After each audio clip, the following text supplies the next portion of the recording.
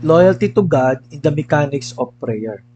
Alam niyo po, may katapatan dapat tayo sa Diyos, pero particular po sa mechanics ng prayer. Ano po? Anong ibig sabihin ng mechanics of prayer? Paano ba ginagawa ang pananalangin? Ang sabi po sa Matthew chapter 6 verse 6, ito po ang pattern na sinusunod po natin. Adoration, confession, ano po yun? Pagluwalhati muna, then paghingi ng tawad, bago ang paghingi, hindi yung hingi kagad ng hingi, ano po?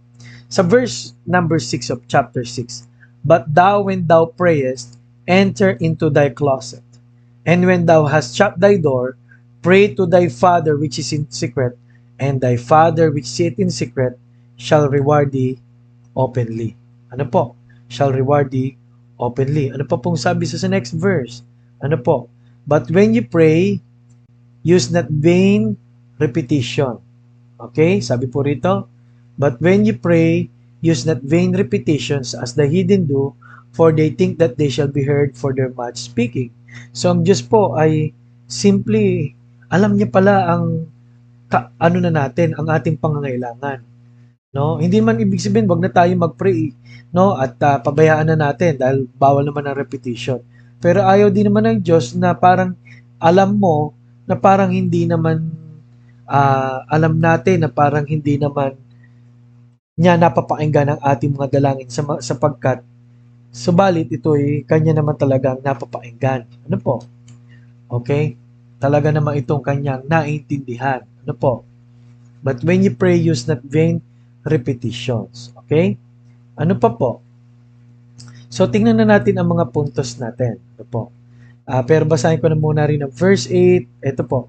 Be not therefore like unto them, for your Father knoweth what things ye have need of before ye ask Him. Wow. After this manner, dito verse 9, after this manner pray ye, our Father which art in heaven, hallowed be thy name. Thy kingdom come, thy will be done in earth as it is in heaven.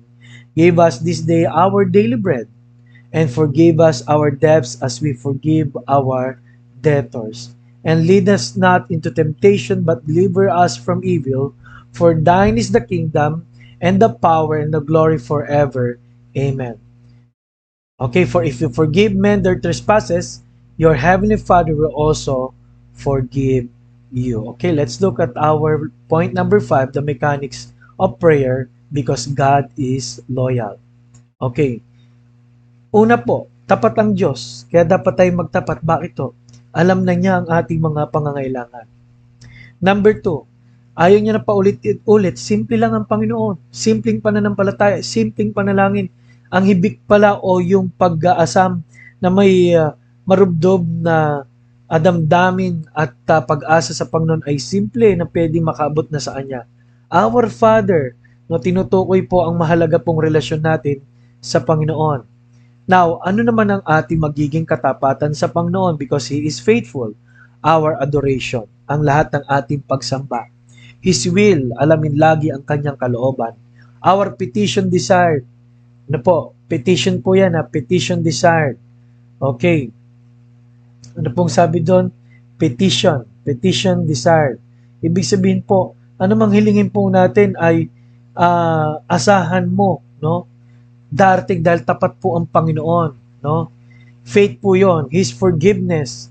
Ano po?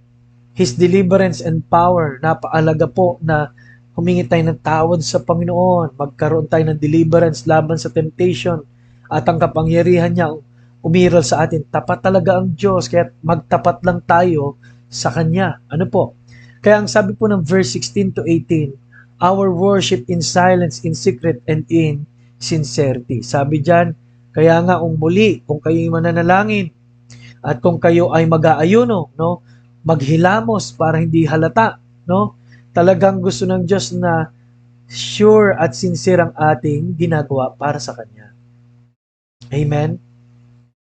At gusto ng Diyos na mapuri natin siya sa panalangin, mapuri natin siya sa pakipag-usap, at mapuri natin siya na dahil hindi lamang sa kinakailangan. Kaya mga minamahal, yan po ang ating lesson sa araw po na ito. At bukas po ito ay ang part 6, Loyalty to God in where we lay our treasures, our investment.